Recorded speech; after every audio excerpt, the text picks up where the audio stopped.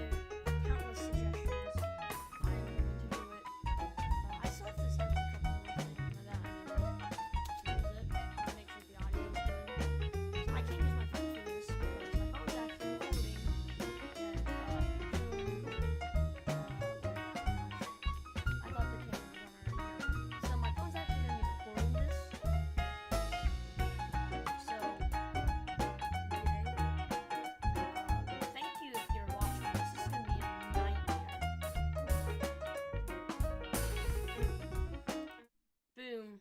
Camera. Perfect. Definitely not laggy at all. Hand reveal, by the way. You're gonna see my disgusting hands. I'm just gonna wait for the stream to update on that, because there seems to be a large delay.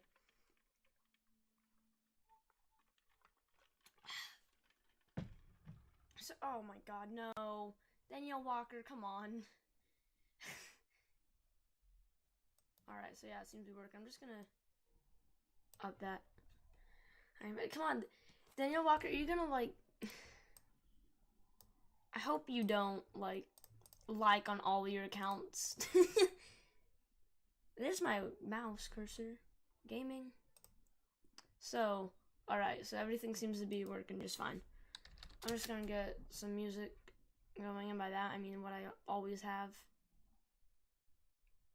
So, let me just get that going.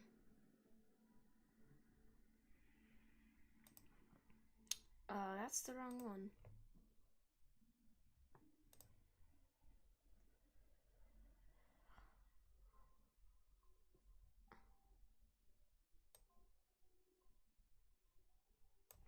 Alright. Already liking, alright, thanks. I am scared.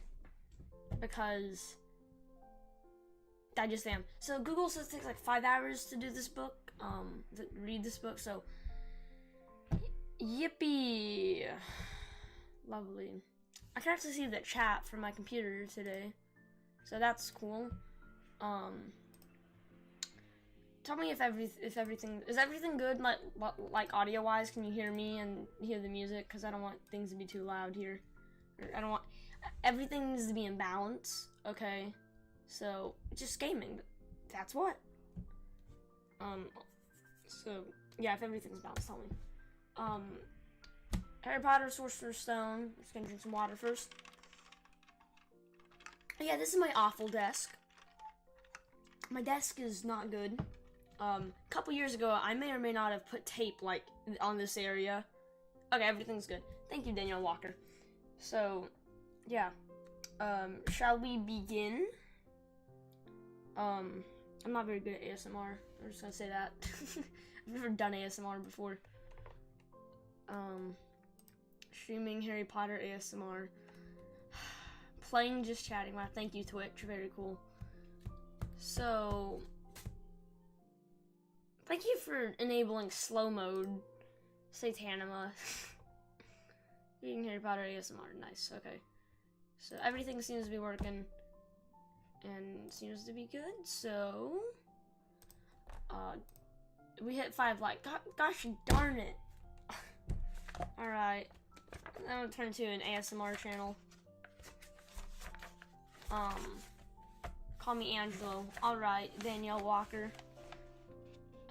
I have to put this on the side because my camera right here is my phone. I literally have it on like a microphone stand, but there's like rubber bands on it, so it's gonna be weird. E. Thank you, Quad Squad. Is that? Yeah, I think. Okay. Thank you. Just E. Me when I E. So actually, I can get a better chat going. Let's open the browser. Alright, now isn't that better? We got 3 viewers. What's up, MC Steve? Ploopy, does that work? Sure hope it does, because yeah, it works. Alright. So now I could see everyone's. I could see. Okay, someone say something in chat, please. Because I'm just testing things. I've never done this setup before. This is brand new. So,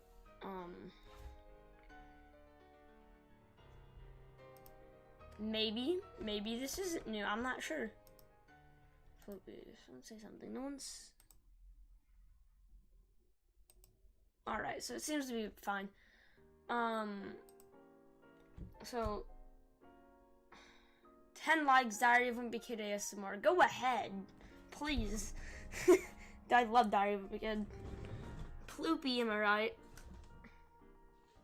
Alright, so let's just begin. I don't know if it's gonna be ASMR. Maybe that's a joke that it isn't ASMR.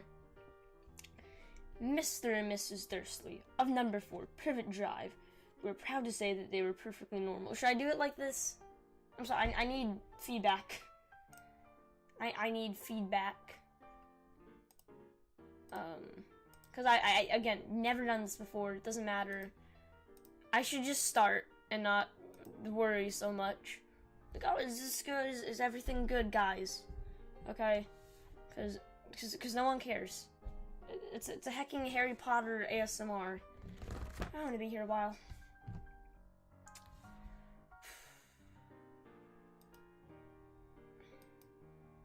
Alright, I'm just gonna start my friend's brother account, but I have it now. That's gaming. Mr. and Mrs. Dursley of number 4 Privet Drive were proud to say that they were perfectly normal. Thank you very much. Thank you very much. They were the last people you would expect to be involved in anything strange or ridiculous. Or serious, sorry. Because they just didn't hold of such nonsense. Mr. Dursley was the director of a firm called Grunnings, which made drills. He was a big, beefy man with hardly any. So he's Kingpin. Although he did have a very large mustache. Miss Dursley was thin and blonde and had nearly twice the usual amount of neck, which came in very useful as she spent so much time of her time craning over garden fences, spying on the neighbors. The Dursleys had a small boy called Dudley, and in their opinion, there was no finer boy anywhere. The Dursleys had everything they wanted, but they had also a secret, and their greatest fear was that somebody would discover it. Oh no. They didn't think they could bear if anyone found out about the Potters. Miss Potter was Miss Dursley's sister, but they hadn't met in several years. In fact, Miss Dursley pretended she didn't have a sister, because her sister and her good-for-nothing husband were as un-Dursleyish as it was possible to be. The Dursleys shuddered to think what the neighbors would say if the Potters arrived in the street. The Dursleys knew that the Potters had a small son too, but they had never seen him. This boy was another good reason for keeping the Potters away. They didn't want Dudley mixing with a child like that. When Mr. and Miss Dursley woke up on the dole, Grey Tuesday, our story starts. You have to whisper into the mic. Gosh darn it, I've never done. Is this good? Is this good? I don't know. I have a pop filter. I've never done this before. I don't plan on doing this ever again. Unless this video... I don't know, I'm gonna do it again. Thirstylish. Ugh. It's weird saying. Gotta make sure everything's perfect. Ah, there we go. Ah, okay. Everything has to be centered on screen because I said so. Alright, let's try now. When Mr. and Miss Dursley woke up on the dull Grey Tuesday, our story starts. There's nothing about the cloudy sky outside to suggest that strange and mysterious things would soon be happening all over the country. Mr. Dursley hummed as he picked out his most boring tie for work, and Miss Dursley gossiped away happily as she wrestled a screaming Dudley into his high chair. None of them noticed a large, tawny owl flutter past the window. At 8:30, Mr. Dursley picked up the briefcase, pecked Miss Dursley on the cheek, and tried to kiss Dudley goodbye, but missed, because Dudley was not having a tantrum, throwing his cereal at the wall. Little Tyke chortled Mr. Dursley as he left the house. He got into his car and backed out a number 4's drive. It was on the corner of the street that he noticed. Ooh, where am I? Uh-oh. It was on the corner street that he noticed the first sign of something particular. A cat reading a map. For a second, Mr. Dursley didn't realize what he had seen. Then he jerked his head around to look around. There was a tabby cat standing on the corner of Privet Drive, but there wasn't a map in sight. What could he have been thinking of? It must have been a trick of the light. Mr. Dursley blinked and stared at the cat. It stared back. As Mr. Dursley drove around the corner and up the road, he watched the cat in his mirror. It was now reading the sign that said Privet Drive. No, looking at that sign, cats couldn't read maps or signs. Mr. Dursley gave himself a little shake and put the cat out of his mind. As he drove toward town, he thought of nothing except the large order of drills he was hoping to get that day. But on the edge of town, drills were driven out of his mind by something else. As he sat in the usual morning traffic jam, he couldn't help whisper, "Don't make me go watch Animal Crossing." I'm trying my best! But on the edge of town, drills were driven out of his mind by something else as he sat in the usual morning traffic jam. He couldn't help noticing that there seemed to be a lot of people, strangely dressed people, about. I read that wrong. People in cloaks. Mr. Dursley couldn't bear people who dressed in funny clothes. The get-ups you saw on young people, he supposed was some stupid new fashion. He drummed his fingers on the steering wheel, and his eyes fell on a huddling with these weirdos standing quite close by. They were wrist-burning excitedly together. Mr. Dursley was enraged to see that a couple of them weren't young at all. Why, that man had to be older than he was, and was wearing an emerald green cloak! Explanation point. The nerve of him! Explanation point. But then it struck Mr. Dursley that this was probably some silly stunt. These people were obviously collecting for something. Yes, that would be it. The traffic moved on, and a few minutes later, Mr. Dursley arrived in the Grunnings parking lot, his mind back on drills. Good. Mr. Dursley always sat with his back to the window in his office on the 9th floor. If he hadn't, he might have found it harder to concentrate on drills that morning. He didn't see the owls swooping past in broad daylight, though people down in the street did. They pointed and gazed open-mouthed as owl after owl sped overhead. Most of them had never seen an owl, even at nighttime. Mr. Dursley, however, had a perfectly normal, owl-free morning. Scratch my ear. He yelled at 5 different people. That's a lot of people. He made several important telephone calls and shouted a bit more. He was in a very good mood until lunchtime, when he thought he'd stretch his legs and walk across the road to buy himself a bun from the bakery. He'd forgotten all about the people in cloaks until he passed a group of them next to the baker's. He eyed them angrily as he passed. He didn't know why, but they made him uneasy. This bunch were whispering excitedly too, kind of like what I have to do, and he couldn't see a single collecting tin. He was on his way back past them, clutching a large donut in his bag, that he caught a few words of what they were saying. The Potters, that's right. That's what I heard. Yes, their son, Harry. Mr. Dursley stopped dead. Fear flooded him. He looked back at the whisperers as if he wanted to say something to them, but thought better of it. He dashed back across the road, hurried up to his office, snapped at his secretary not to disturb him, seized his telephone, and had almost finished dialing his home number when he changed his mind.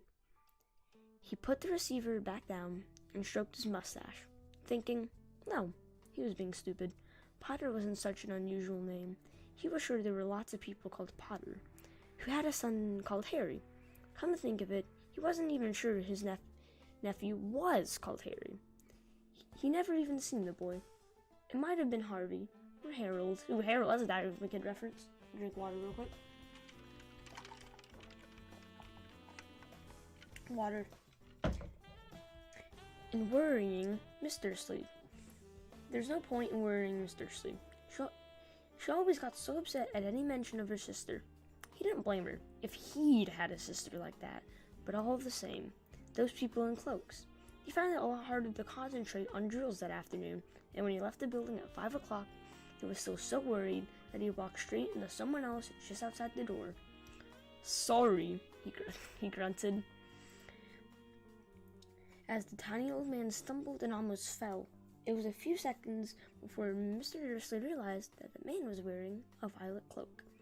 He didn't seem at all upset at being almost knocked to the ground. On the contrary, his face split into a wide smile, and he said in a squeaky voice that made don't worry about that, stare. Don't be sorry, my dear sir, for nothing could upset me today. Rejoice, for you know who has gone at last. Even muggles like yourself should be celebrating this happy, happy day. And the man hugged Mr. Dursley around the middle and walked off. Isn't he supposed to be fat? I'm just saying. Must have been hard to hug him. Mr. Dursley stood rooted to the spot. He had been hugged by a complete stranger. He also thought he had been called a muggle, whatever that was.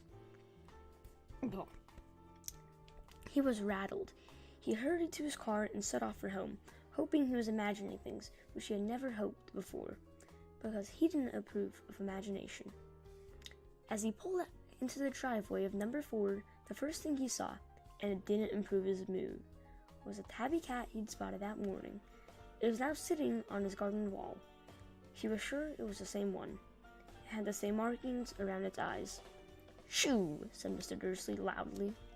So do I need to yell when I say that? I don't know, I feel like it'd be pretty epic. Someone contacted me on Discord. Who is it? Okay, no one. Thanks. Okay, everything's good. The cat didn't move. It just gave him a stern look. Was this normal cat behavior? Mr. Dursley wondered, trying to pull himself together. He let himself into the house. He was still determined not to mention anything to his wife. Miss Dursley had a nice, normal day. She told him over dinner all about Miss Nextdoor's problem with her daughter, and how Dudley had learned a new word, won't. Mr. Dursley tried to act normally. When Dudley had been put to bed, he went into the living room in time to catch the last report on the evening news. And finally, bird watchers everywhere have reported that the nation's owls have been behaving very unusually today. Although owls normally hunt at night and are hardly ever seen in daylight, there have been hundreds of sightings of these birds flying in every direction since sunrise. Experts are unable to explain why the owls have suddenly changed their sleeping pattern. The newscaster allowed himself a grin, most mysterious, and now over to Jim McGuffin with the weather. Going to be any more showers of owls tonight, Jim? Lol. Well, Ted, said the weatherman, I don't know about that, but it's not only the owls that have been acting oddly today. Viewers as far apart as Kent, Yorkshire, and Dundee have been phoning in to tell me that instead of the rain I promised yesterday, there have been a downpour of shooting stars. Perhaps people have been celebrating bonfire night early. It's not until next week, folks, but I can promise a wet night tonight. Mr. Dursley sat frozen in his armchair. Shooting stars all over Britain, owls flying by daylight, mysterious people in cloaks all over the place, and a whisper about the Potters. Miss Dursley came into the living room carrying 2 cups of tea. It was no good. He'd have to say something to her. He cleared his throat nervously. Petunia, dear. Did I say that? I don't care. You haven't heard from your sister lately, have you? As he'd expected, Miss Dursley looked shocked and angry. After all, they normally pretended she didn't have a sister. No, she said sharply. Why? Funny stuff on the news, Mr. Dursley mumbled. Owls, shooting stars, and there were a lot of funny people in the town today. So? Snapped Miss Dursley. Well, I thought maybe it was something to do with, her crowd. Miss Dursley slipped her tea through pursed lips. Mr. Dursley wondered whether he dared to tell her he'd heard the name Potter. He decided he didn't dare. Instead, he said, as casually as he could, their son. He'd be about Dudley's age now, wouldn't he? I suppose so, said Miss Dursley stiffly. What's his name again? Howard, isn't it? Harry. Nasty common name, if you ask me. Oh, yes, said Mr. Dursley, his heart sinking horribly. Yes, I quite agree. He didn't say another word on the subject as they went upstairs to bed, while Miss Dursley was in the bathroom. Mr. Dursley crept to the bedroom window and peered down into the front garden. The cat was still there. It was staring down Privet Drive as though it were waiting for something. Was he imagining things? Could all this have anything to do with the Potters? If it did, if it got out that they were related to a pair of, well, he didn't think he could bear it. Okay, water time, gamers. Alright, water time over. The Dursleys got in the bed. Miss Dursley fell asleep quickly, but Mr. Dursley lie awake, turning it all over in his mind.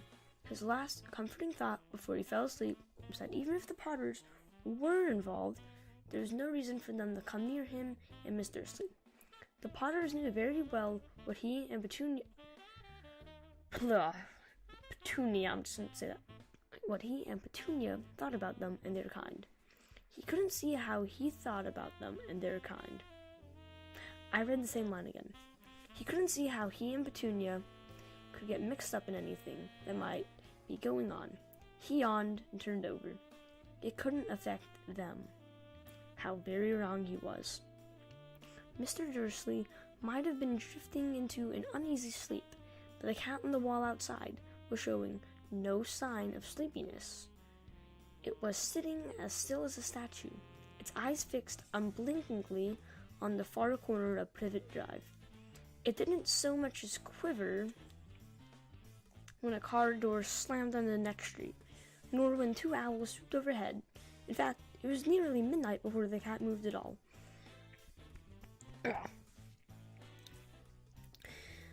A man appeared on the corner the cat had been watching. Appeared so suddenly and slightly, you'd have thought he just popped out of the ground. The cat's tail twitched and its eyes narrowed. Something like this man had never been seen on Privet Drive. He was tall, thin, and very old, judging by the silver in his hair and beard, which were both long enough to tuck into his belt. He was wearing long robes, a purple cloak that swept the ground, and high-heeled, buckled boots. His eyes were light, bright, and sparkling behind half-moon spectacles, and his nose was very long and crooked, as though it had been broken at least twice. This man's name was Albus Dumbledore. Oh my god, I know that guy. Albus Dumbledore didn't seem to realize that he had just arrived in a street where everything from his name to his boots was unwelcome. He was busy rummaging in his cloak, looking for something. But he did seem to realize he was being watched, because he looked up, and suddenly the cat, which was staring at him from the other end of the street. For some reason, the sight of the cat seemed to amuse him. He chuckled and muttered, "I should have known." He found what he was looking for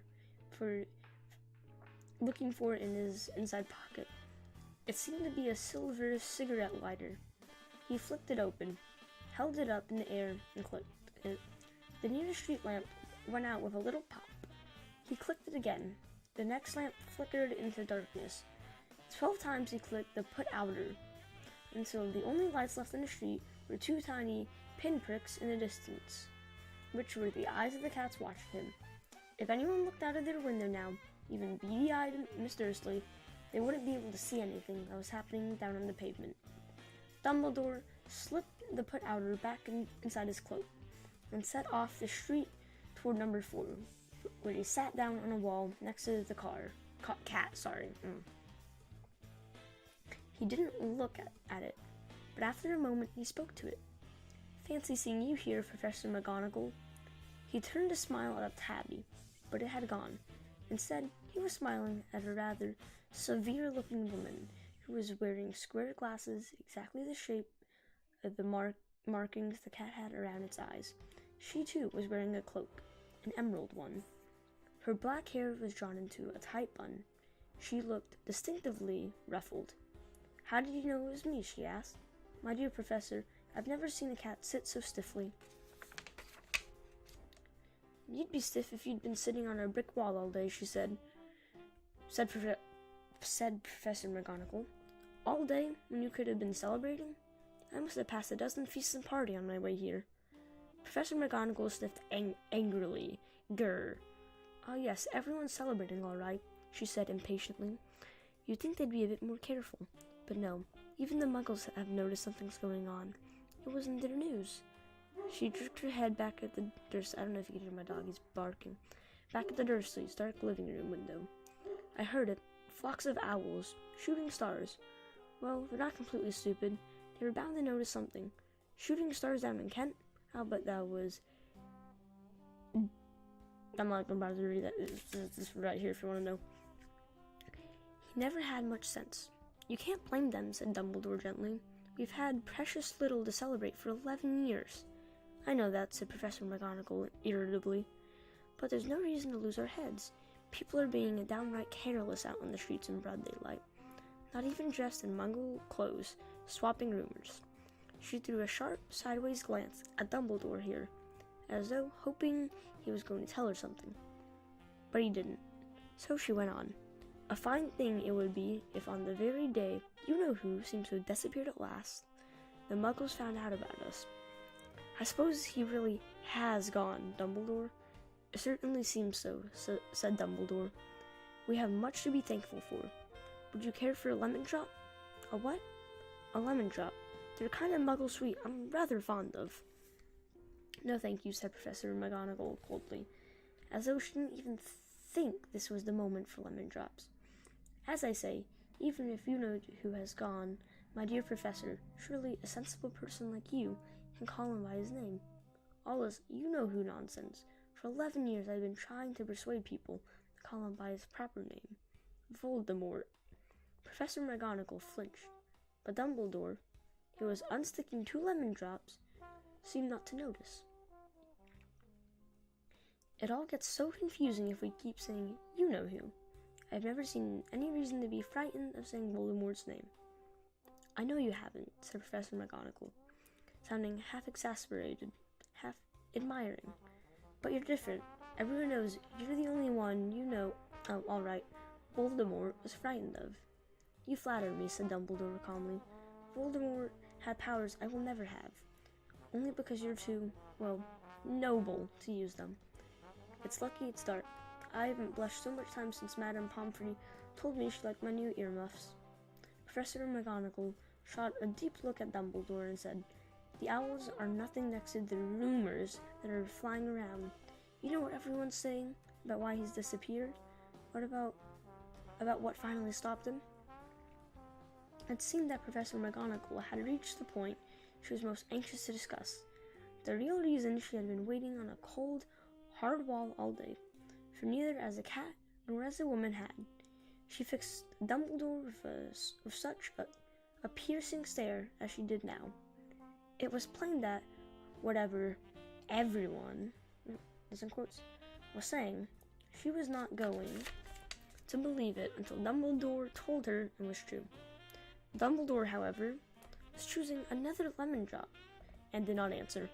What they're saying, she pressed on, is that last night Voldemort turned up in Godric's Hollow. He went to find the Potters. The rumor is that Lily and James Potter are that they're dead. Dumbledore bowed his head. Professor McGonagall gasped. Lily and James? I can't believe it. I didn't want to believe it. Oh, Albus. Dumbledore reached out and patted her on the shoulder. I know, he said heavily. Professor McGonagall's voice trembled as wow, okay, thank you, Dylan. Professor McGonagall's voice trembled as she went on. That's not all they're saying. He tried to kill the Potter's son, Harry. But he couldn't. He couldn't kill that little boy. No one knows why or how, but they're saying that when he couldn't kill Harry Potter, Voldemort's powers somehow broke, and that's why he's gone. Dumbledore nodded glumly. It's true? Flattered Professor McGonagall. After all, he's gone? All the people he's killed? He couldn't kill a little boy? It's just astounding, of all the things to stop him. But how, in the name of heaven, did Harry survive? We could only guess, said Dumbledore. We may never know. Professor McGonagall pulled out a lace handkerchief and dabbed at her eyes beneath her spectacles. Dumbledore gave a great sniff as he took a golden watch from his pocket and examined it. It was a very odd watch. It had 12 hands, but no numbers. Instead, little planets were moving around the edge. It must have made sense to Dumbledore, though, because he put it back in his pocket and said, Hagrid's late. I suppose it was he who told you I'd be here. By the way, it's not, no and. Yes, said Professor McGonagall, and I suppose you're going to tell me why you're here, of all places. I've come to bring Harry to his aunt and uncle. They're the only family he has left now. You can't mean the people who live here, cried Professor McGonagall, jumping to her feet and pointing at number 4. Dumbledore, you can't. I've been watching them all day. You couldn't find 2 people who are less like us. And they've got this son. I saw him kicking his mother all the way up the street, screaming for sweets. Harry Potter come and live here? It's the best place for him, said Dumbledore firmly. His aunt and uncle will be able to explain everything to him when he's older. I've written them a letter. I'm gonna stop there. I gotta change the music. I'm sorry. Too intense, guys. What the heck, Pokemon? Too intense. Okay, I'm trying to read here. Alright, that's better. Alright, back to the ASMR. A letter? Repeated Professor McGonagall faintly, sitting back down on the wall. Really, Dumbledore? You think you can explain all this in a letter? These people will never understand him. He'll be famous, a legend. I wouldn't be surprised if today was known as Harry Potter Day in the future. There will be books written about Harry. Every child in our world will know his name. Exactly, said Dumbledore, looking very seriously over the top at his half-moon glasses. It would be enough to turn any boy's head. Famous before he could walk and talk.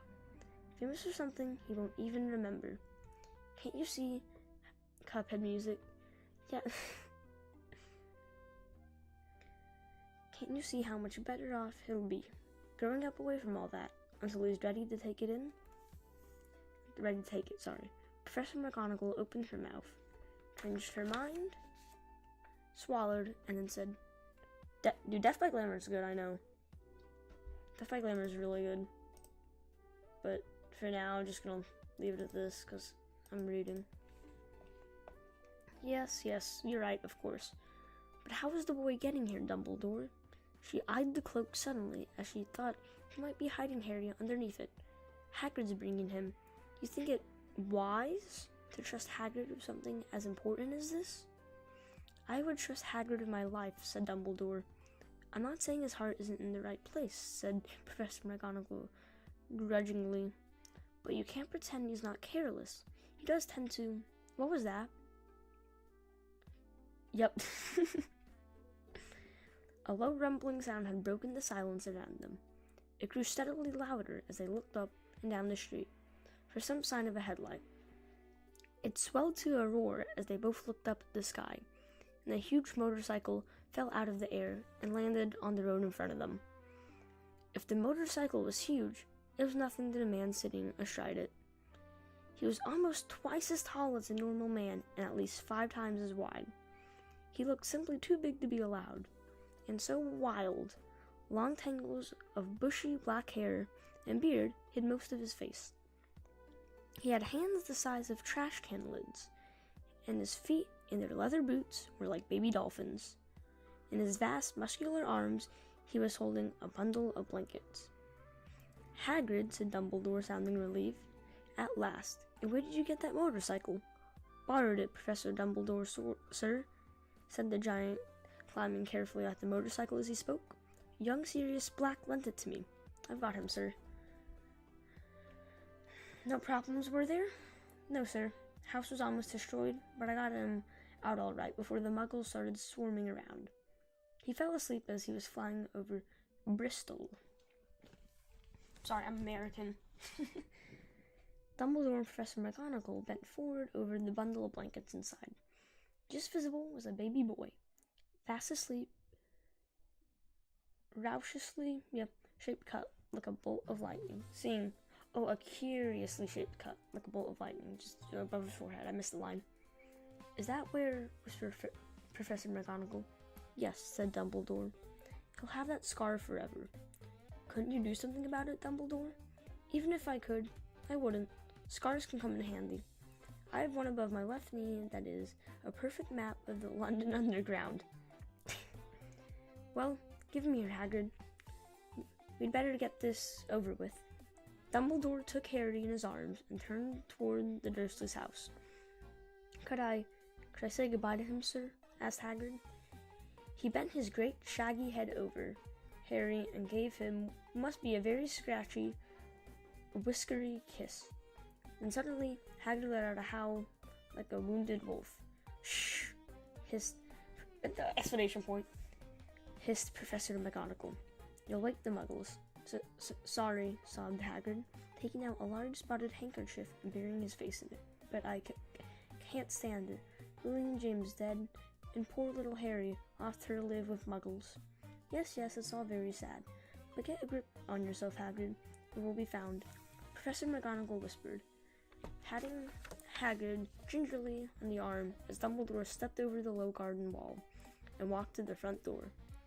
He laid Harry gently on the doorstep, took a letter out of his cloak, tucked it inside Harry's blankets, then came to the other two. For a full minute, the 3 of them stood and looked at the little bundle. Hagrid's shoulders shook.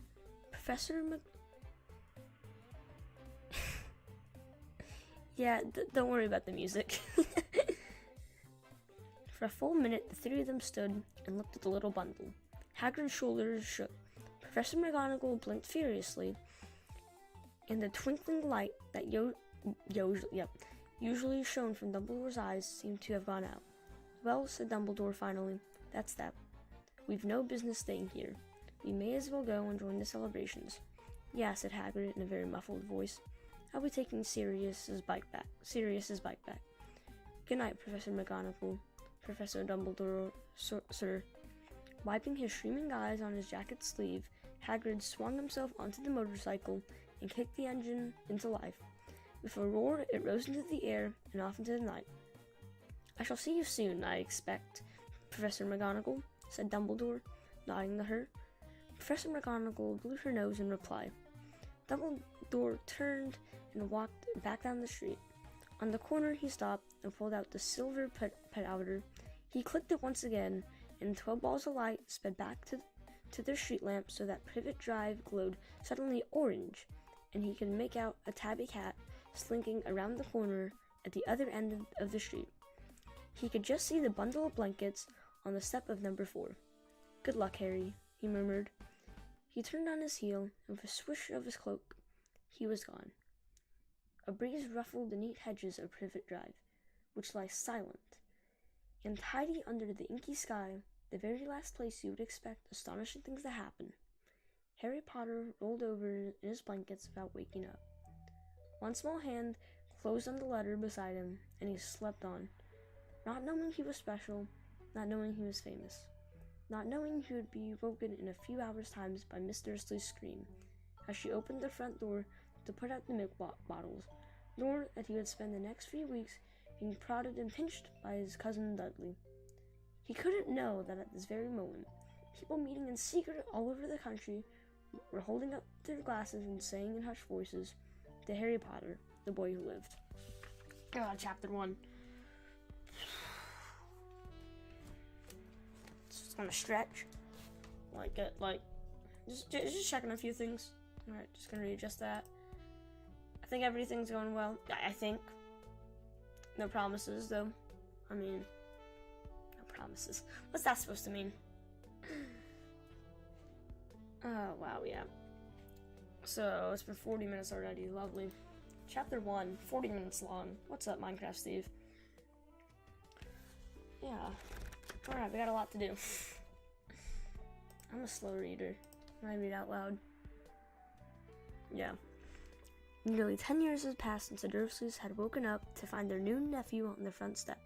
But Privet Drive had hardly changed at all. The sun rose in the same tidy front garden and lit up the brass number 4 on the Dursleys' front door. It crept into their living room, which was almost exactly the same as it had been on the night.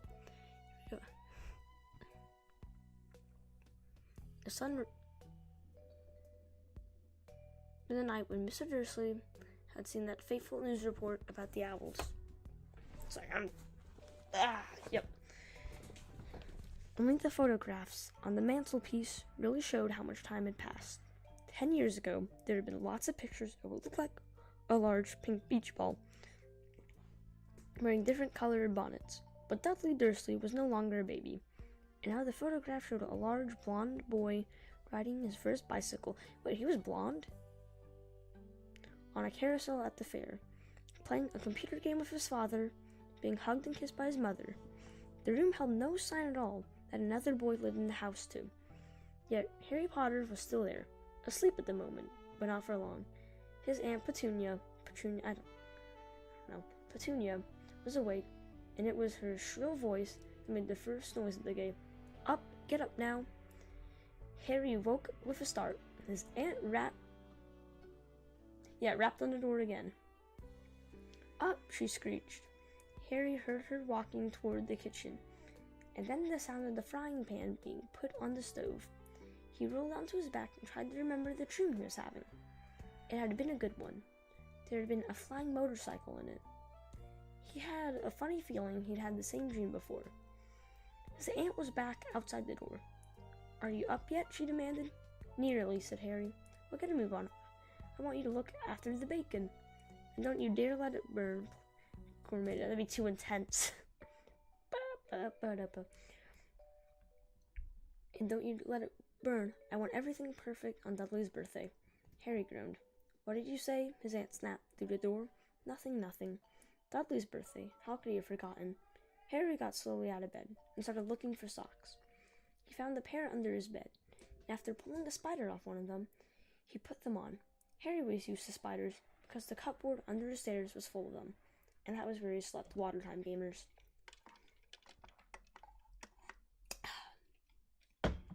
This stream is sponsored by my fridge's water. When he was dressed, he went down the hall into the kitchen. The table was almost hidden beneath all Dudley's birthday presents. It looked as though Dudley had gotten the new computer game he wanted. Good, yes. Not to mention second television and the racing bike. Dude, Dudley's a gamer. Exactly why Dudley wanted a racing bike was a mystery to Harry, as Dudley was very fat and hated to exercise. Unless, of course, it involved punching someone. Dudley's favorite punching bag was Harry, but he couldn't often catch him. Harry didn't look it, but he was very fast.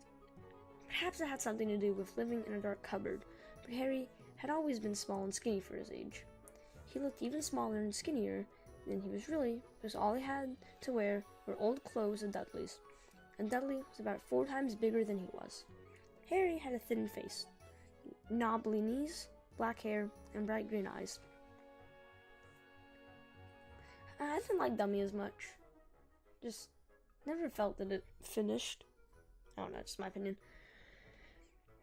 He wore round glasses held together with a lot of scotch tape because of all the times Dudley had punched him in the nose. The only thing Harry liked about his own appearance was a very thin scar on his forehead that was shaped like a bolt of lightning. He had had it as long as he could remember, and the first question he could ever remember asking his Aunt Petunia how he had gotten it. "In the car crash when your parents died," she had said, "and don't ask questions. Don't ask questions." That was the first rule for a quiet life with the Dursleys. Uncle Vernon entered the kitchen as Harry was turning over the bacon. "Comb your hair," he barked. By way of a morning greeting, about once a week, Uncle Vernon looked over the top of his newspaper and shouted that Harry needed a haircut. Harry must have had more haircuts than the rest of his boys in his class put together, but it made no difference. His hair simply grew that way, all over the place. Harry was frying eggs by the time Dudley arrived in the kitchen with his mother. Dudley looked a lot like Uncle Vernon. He had a large pink face, not much neck, small, watery blue eyes, and thick blonde hair that lies smoothly on his thick, fat head. Yeah, in the movies he didn't have blonde hair. Interesting. Aunt Petunia often said that Dudley looked like a baby angel. Harry often said that Dudley looked like a pig in a wig. Harry put the plates of eggs and bacon on the table, which was difficult as there wasn't much room. Dudley, meanwhile, was counting his presents. His face fell. 36, he said. Undyne song. Looking up at his mother and father. "That's 2 less than last year. Darling, you haven't counted Auntie Marge's present, see? It's here under this bag for Mommy and Daddy." "All right, 37 then," said Dudley, going red in the face. Harry, who could see a huge Dudley tantrum going on, began wolfing his bacon as fast as possible in case Dudley turned the table over. Relatable. The world revolving's good.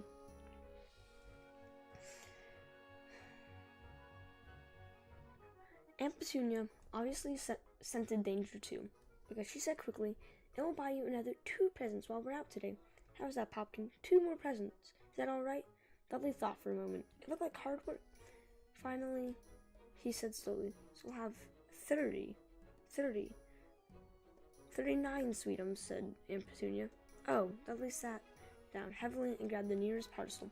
"All right then." Uncle Vernon chuckled. "Little Tyke wants his money's worth, just like his father. Attaboy, Dudley." He ruffled Dudley's hair. At that moment, the telephone rang, and Aunt Petunia went to answer it while Harry and Uncle Vernon watched Dudley unwrap the racing bike, a video camera, a remote-controlled airplane, 16 new computer games. Dude, he's a gamer! In the VCR. He was ripping the paper off a gold wristwatch when Uncle Petunia came back from the telephone looking both angry and worried. "Bad news, Vernon," she said. "Miss Figg's broken her leg. She can't take him." She jerked her head in Harry's direction. Dudley's mouth fell open in horror, but Harry's heart gave a leap. Every year on Dudley's birthday, his parents took him and a friend out for the day, to adventure parks, hamburger restaurants, or the movies. Every year, Harry was left behind with Miss Figg, a mad old lady who lived 2 streets away. Harry hated it there. The whole house smelled of cabbage, and Miss Figg made him look at all the photographs of all the cats she had ever owned. Wow. Okay. This just... Sorry, God. Boom.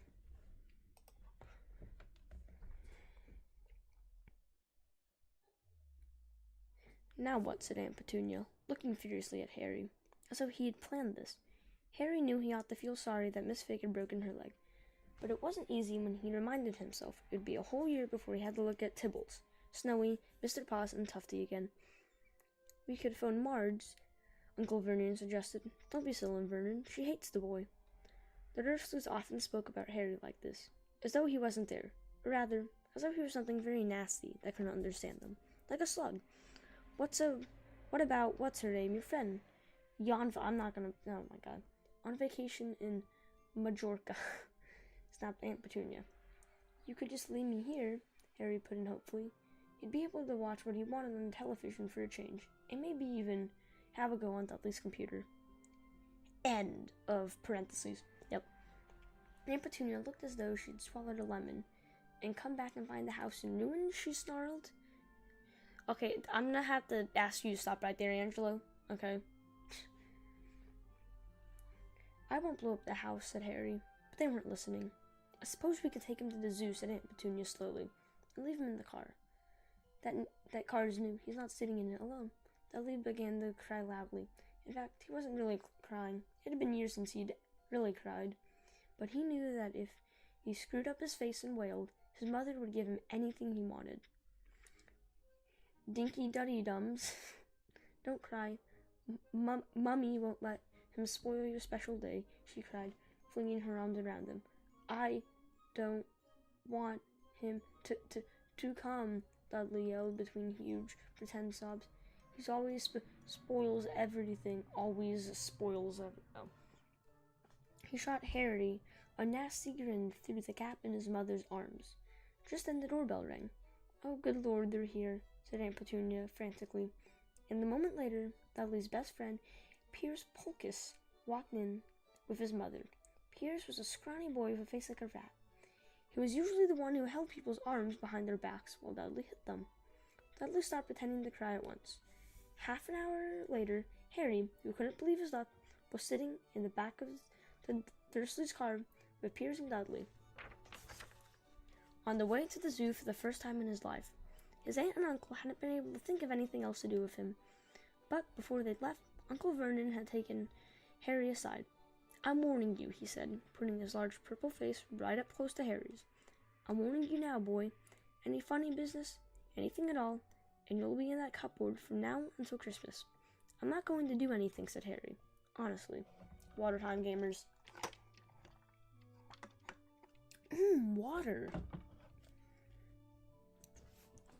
But Uncle Vernon didn't believe him. No one ever did. The problem was, strange things often happened around Harry, and it was no good telling the Dursleys he didn't make them happen. Once again, Aunt Petunia, tired of Harry coming back from the barber's, looking as though he hadn't been at all.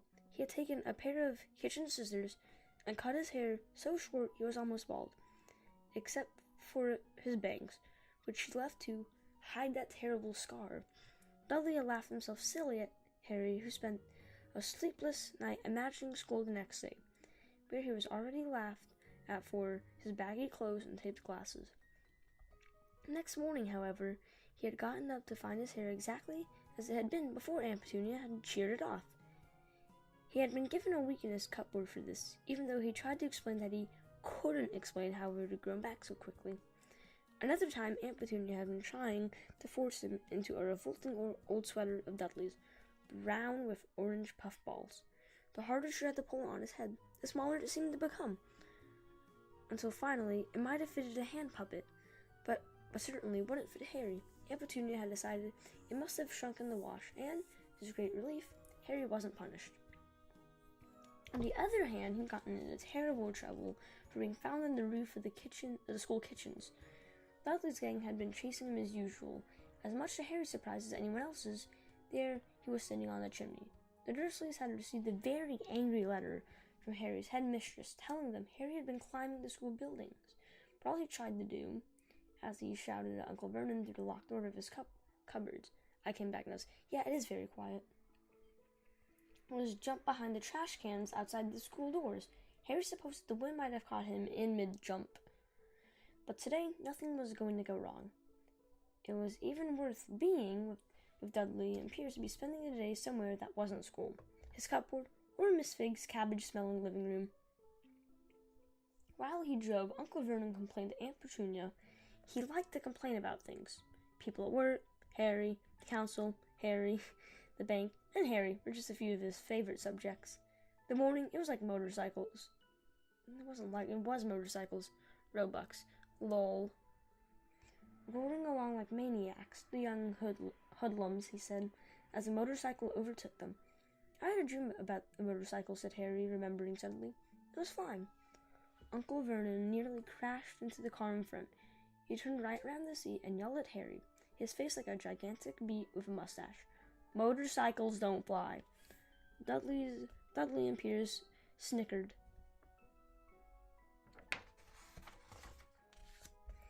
I know they don't, said Harry. It was only a dream. But he wished he hadn't said anything. If there was one thing the Dursleys hated even more than his asking questions, it was his talking about anything acting in a way it shouldn't. no matter if it was in a dream or even a cartoon. He seemed to think he might get dangerous ideas. It was a very sunny Saturday, and the zoo was crowded with families. The Dursleys bought Dudley and Piers large chocolate ice creams at the entrance, and then, because a smiling lady in the van had asked Harry what he wanted before they could hurry him away, they bought him a cheap lemon ice pop. It wasn't bad either, Harry thought, licking it as they watched a gorilla scratching its head, who looked remarkably like Dudley, except that it wasn't blonde. So it just looks like Dudley in the movies. Great. Harry had the best morning he'd had in a long time. He was careful to walk a little way apart from the Dursleys so that Dudley and Piers, who were starting to get bored with the animals by lunchtime, wouldn't fall back on their favorite hobby of hitting him.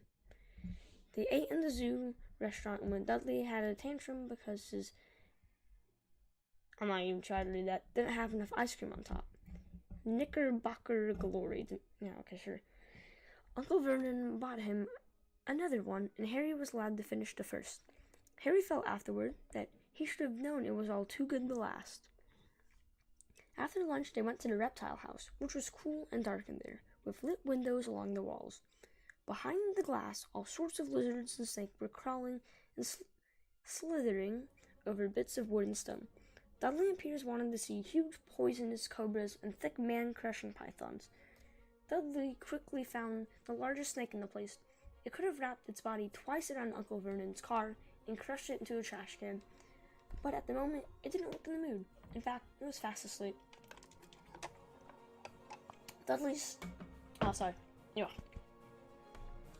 stood with his nose pressed against the glass, staring at the glistening brown coils. "Make it move," he whined at his father. Uncle Vernon tapped on the glass, but the snake didn't budge. "Do it again," Dudley ordered. Uncle Vernon rapped the glass smartly with his knuckles, but the snake just snoozed on. "This is boring," Dudley moaned. He shuffled away. Harry moved in front of the snake, and looked intently at the snake. He wouldn't have been surprised if it had died of boredom itself. No company except stupid people drumming their fingers on the glass trying to disturb it all day long. It was worse than having a cupboard as a bedroom, where the only visitor was Aunt Petunia hammering on the door to wake you up. At least he got to visit the rest of the house. The snake suddenly opened its beady eyes, slowly, very slowly. It raised its head until its eyes were on the same level as Harry's. It winked. Harry stared, then he looked quickly around to see if anyone was watching. They weren't. He looked back at the snake and winked too. It is Undyne's son. The snake jerked its head toward Uncle Vernon and Dudley, then raised its eyes to the ceiling. It gave Harry a look that said quite plainly, "I get that all the time." Alright, I'm gonna stop here. I'm just gonna grab something and I'll be right back. So let me let me just do that. I'll be right back. I'm gonna change this. I will be right back. I'm just gonna grab something real quick.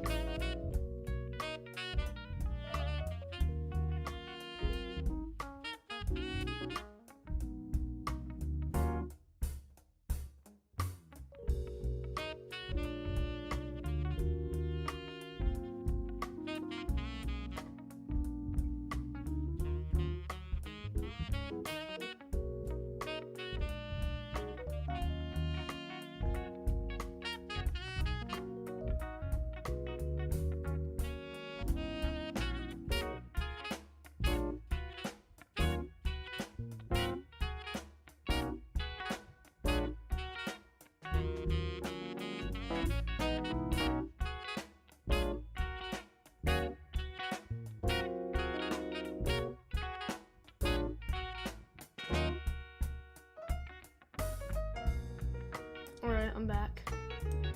I am back. Tis back. I went to grab goldfish. Okay, people. I need food. Alright. I know, Harry murmured through the glass. No, he wasn't sure the snake could hear him. It must be really annoying. The snake nodded vigorously. "Where did you come from anyway?" Harry asked. The snake jabbed its tail at a little sign next to the glass. Harry peered at it. Boa Constrictor, Brazil.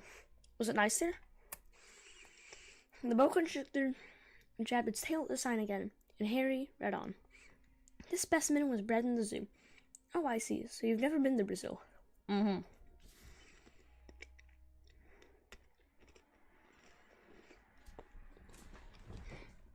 As the snake shook its head, a deafening shout behind Harry made both of them jump. Dudley! Mr. Dursley! Come and look at the snake. You won't believe what it's doing. Dudley came waddling toward them as fast as he could. Out of the way, you, he said, punching Harry in the ribs. Caught by surprise, Harry fell hard on the concrete floor. What came next happened so fast, no one saw how it happened. 1 second, Peters and Dudley were leaning right up close to the glass. The next, they had leapt back with howls of horror.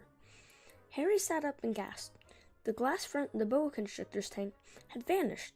The great snake was uncoiling itself, rapidly slithering out onto the floor. People throughout the reptile house screamed and started running for the exits. As the snake slid swiftly past him, Harry could have sworn a low hissing voice said, Brazil, here I come. So I need to whisper. Thanks, amigo. The keeper of the reptile house was in shock. Sock, yeah, sock. But the glass, he kept saying. Where did the glass go? Yeah, me too. The zoo director himself made Aunt Petunia a cup of strong, sweet tea while he apologized over and over again. Pierce and Dudley could only gibber. As far as Harry had seen, the snake hadn't done anything except snap playfully at their heels as it passed, but telling them how it had nearly bitten off his leg, while Peters was swearing it had tried to squeeze him to death. But worst of all for Harry, at least, was Peters calming down enough to say, Harry was talking to it, weren't you, Harry? Uncle Vernon waited until Pierce was safely out of the house before starting on Harry. He was so angry he could hardly speak. He managed to say, Go, cupboard, stay, no meals, before he collapsed into a chair, and Aunt Petunia had to run and get him a large brandy. Not cool, guys. Harry lay in his dark cupboard much later, wishing he had a watch. He didn't know what time it was, and he couldn't be sure the Dursleys were asleep yet. Until they were, he couldn't risk sneaking into the kitchen for some food. He'd lived with the Dursleys almost 10 years. 10 miserable years. As long as he could remember, ever since he'd been a baby and his parents had died in that car crash, he couldn't remember being in a car when his parents had died. Sometimes, when he strained his memory during long hours in his cupboard, he came up with a strange vision, a blinding flash of green light and the burning pain in his forehead. This, he supposed, was the crash, though he couldn't imagine where all the green light was coming from. Yeah, what the heck, man?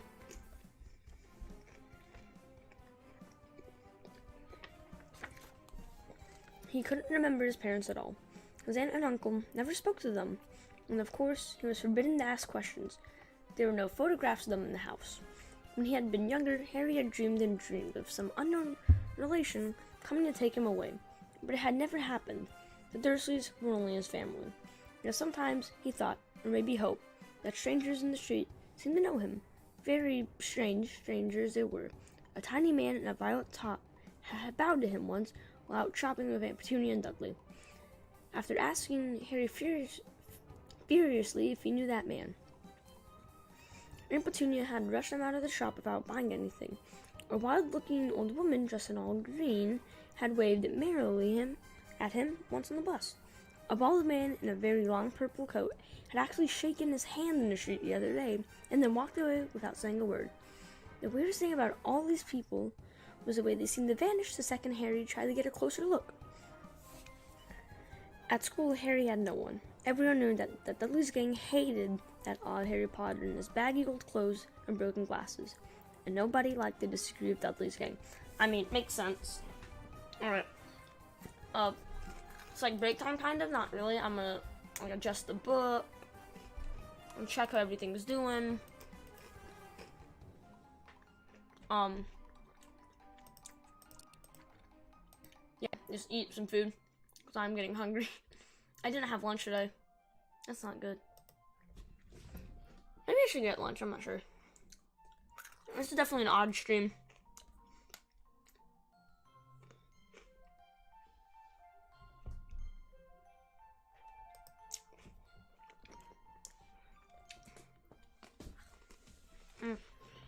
Alright. Chapter 3, baby. It is gonna be a long stream. How many chapters are there? I don't think I'm gonna finish this today. I'm just warning everyone now. It's just 17. Yeah, no way.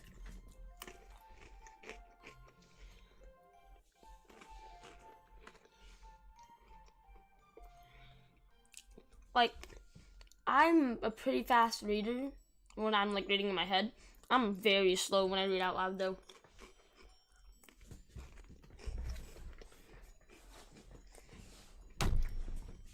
So if we can calculate my WPM, then we can figure out how long it's gonna take. Cause it takes like 5 hours 20 minutes if we're going at 300. So can you see? No, you can't. Okay. So I'm just gonna. Can I time out Danielle? No, don't. Don't do that. No.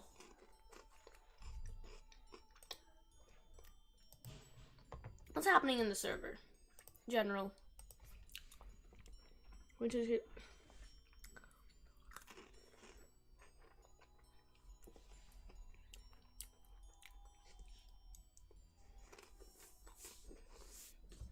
Aye, guys. So, this is how we game. Denial. It's Angelo, guys. I know what WPM is. Yes, words per minute.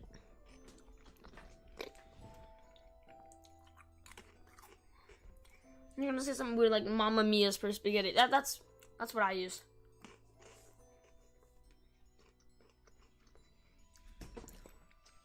Alright. So if we yeah. We just need to figure out my words per minute, or WPM, sorry. And then we can figure it out how long it's gonna take to finish the book. In fact, I think I'm just gonna start. Whoa. So typing, not reading. No. It can also be used for reading. Like how many words you read.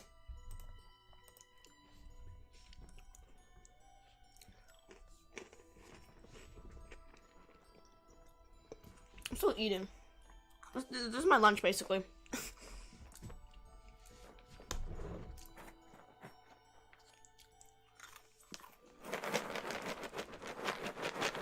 Okay. Goldfish. Eat a pie, Alfax. Oh, dang. Oh, dang, man. Yeah, got him there. Yeah, go eat a pie, Alfax.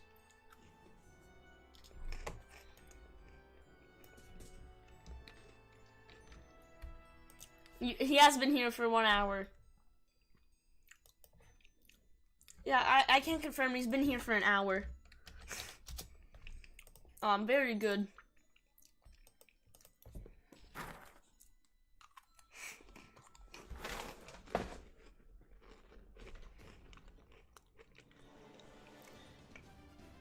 At 4.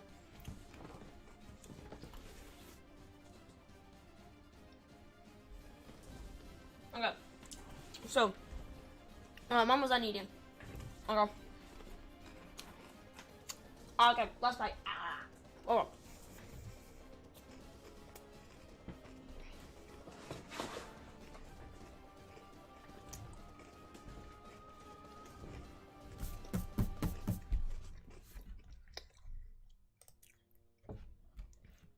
IDC. Hello, Lobbin. I opened up the wrong thing. Lobbin Alpha. I shall be right back.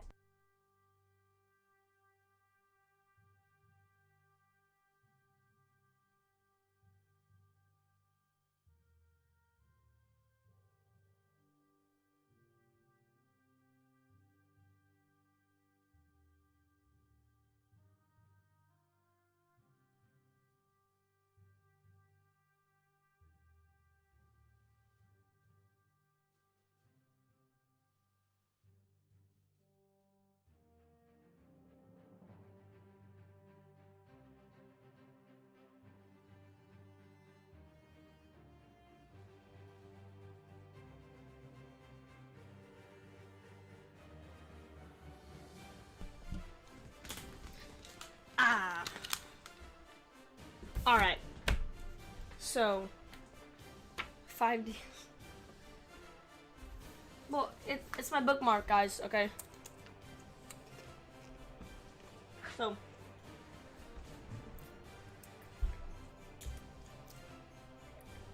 Okay. So, are we ready?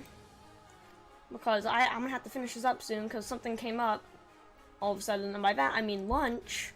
What's I actually. So my parents are gonna make me lunch, which is quite crazy. Oh no, what did he sent me something? What did he send me, Alphax? I'm scared. I should go on break now. Actually, I'm gonna go on break just so I can eat lunch. Okay, gamers. That shall be the plan. It's not gonna be that long of a break, so it'll be like half an hour, maybe. I'm not sure, but I'll be back. I'll be. Don't worry, I'll be back. Cause gaming, because I said so. So yeah.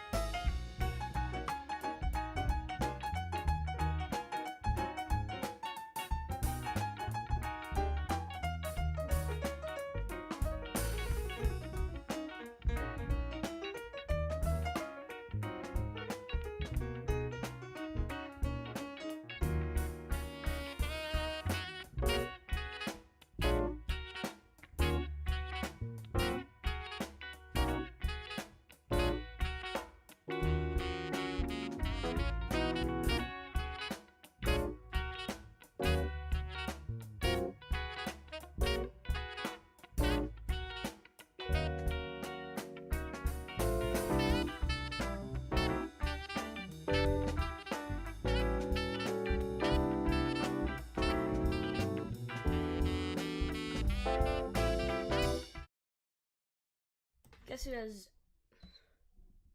has 0 viewers on their stream? This guy.